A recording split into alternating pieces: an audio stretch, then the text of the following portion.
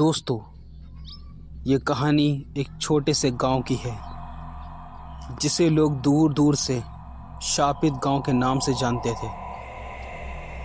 इस गांव के बाहरी हिस्से में एक पुराना मंदिर था और उसके पास एक विशाल पीपल का पेड़ खड़ा था। इस पीपल के पेड़ के बारे में लोगों का मानना था कि वहाँ एक भयानक ब्रह्म राक्षस की आत्मा का वास है। गांव के लोग कहते थे कि ये आत्मा रात को जागती है और जो भी उस पेड़ के पास जाता है उससे यह राक्षस अपनी दुनिया में खींच ले जाता है। गांव के बुजुर्ग बताते थे कि यह राक्षस पहले एक ज्ञानी तपस्वी था जो अपने तप और शक्तियों से देवताओं के बराबर पहुंचने का घमंड करने लगा था। उसकी ये घमंड देवताओं को नागवार गुजरा और उन्होंने उसे श्राप देकर राक्षस बना दिया। उसकी आत्मा को अमरता का श्राप मिला और उसी पीपल के पेड़ के पास बांध दिया गया। तब से ये ब्रह्म राक्षस के रूप में अटकता हुआ है और उसकी लालच, गुस्सा और अधूरी इच्छाओं ने उसे भयानक बना दिया था। इस गांव में एक युवक था जिसका नाम अर्जुन था। अर्जुन बहादुर और जिज्ञासु था, लेकिन वह इन कहानियों पर यकीन नहीं करता था। उसने सोचा कि ये सब अंधविश्वास और अफवाहें हैं। एक दिन उसने अपने दोस्तों से कहा, ये सब झूठी बातें हैं। मैं खुद जाऊंगा उस पेड़ के पास और देखूंगा कि वहाँ क्या है। गांव वालों ने अर्जुन को समझाने की बहुत कोशिश की, पर उसने किसी एक की ना सुनी। उसने ठान लिया था कि वह पूर्णिमा की रात को मंदिर के पास जाएगा और खुद देखेगा कि इस पेड़ के पीछे क्या रहस्य है। अर्जुन ने अपने साथ सिर्फ एक टॉर्च और कुछ हनुमान चालीसा की किताबें ली ताकि डर से निपट सके। जैसे ही रात का अंधेरा छाया और पूरा गांव सो गया, अर्जुन धीरे धीरे मंदिर की ओर चल पड़ा। चारों ओर सन्नाटा और अजीब सी ठंड थी।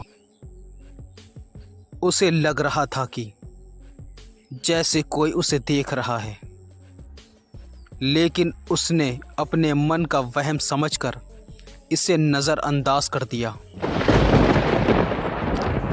अर्जुन जैसे ही पीपल के पेड़ के पास पहुंचा, उसे एक अजीब सी ठंडी हवा का झोंका महसूस हुआ।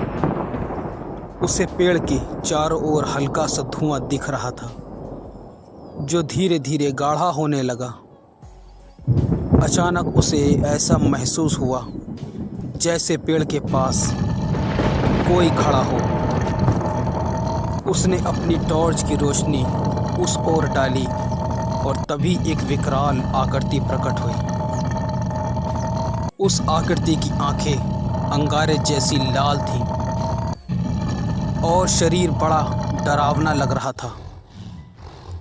उसकी लंबी नाखूनों और भयानक चेहरा देखकर अर्जुन का दिल जोर से धड़कने लगा। राक्षस ने अर्जुन की ओर घूरते हुए कहा, तुम कौन हो जिसने यहाँ आने की हिम्मत की है? अर्जुन ने हिम्मत बटोर कर कहा, मैं अर्जुन हूँ।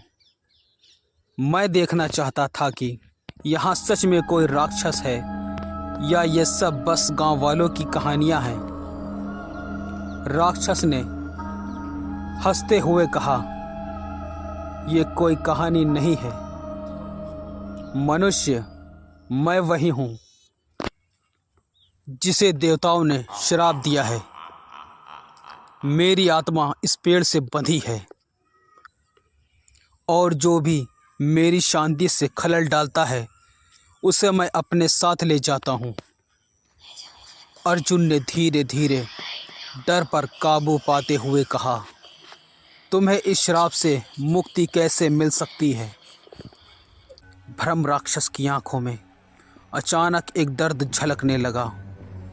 उसने कहा, इस श्राप से मुक्त होने का एक ही तरीका है। यदि कोई पवित्र हृदय वाला व्यक्ति मुझे सच्चे मन से माफ़ कर दे तो मैं इस पीड़ा से मुक्त हो सकता हूँ। पर आज तक किसी में इतनी हिम्मत नहीं हुई कि सब मुझसे डर कर भागते ही रहे। अर्जुन ने अपने भीतर के साहस को जगाया और राक्षस के सामने अपने दोनों हाथ जोड़ते हुए कहा, मैं तुम्हें माफ़ करता हूँ। तुम्हारे किए गए कर्मों के लिए देवताओं ने तुम्हें सज़ा दी, लेकिन मैं तुम्हारी आत्माओं को शांति देने का साहस करूँगा। ये सुनते ही ब्रह्म राक्षस का चेहरा अचानक शांत हो गया। उसकी आंखों में लाल चमक धीरे धीरे कम होने लगी और उसका विकराल रूप मानो पिघलने लगा। वह अर्जुन के सामने झुकते हुए बोला, तुमने अपनी करुणा और साहस से मुझे मुक्ति दे दी है। अब मैं इस श्राप से आज़ाद हूँ। धन्यवाद अर्जुन। राक्षस की ये बात सुनते ही वह धीरे धीरे धुएं में विलीन हो गया और उसकी चीखें और दर्द की जगह शांति का एहसास फैल गया। अर्जुन ने राहत की सांस ली और गांव ही की तरफ लौट पड़ा।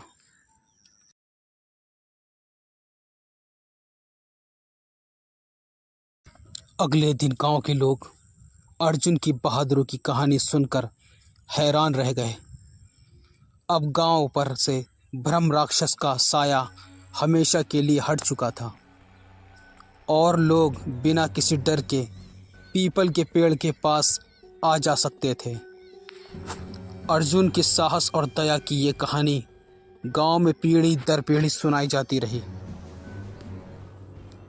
इस तरह अर्जुन के साहस और करुणा ने न केवल ब्रह्म राक्षस को मुक्ति दिलाई बल्कि गांव को भी उसके श्राप से मुक्त कर दिया। दोस्तों, उम्मीद करता हूं कि ये भूतिया कहानी आपको बहुत ज़्यादा पसंद आई होगी। कहानी अगर पसंद आई हो तो हमारे चैनल को सब्सक्राइब और हमारी वीडियो को लाइक करना ना भूलें। फिर मिलते हैं एक खौफनाक वीडियो के साथ। जब तक के लिए गुड बाय।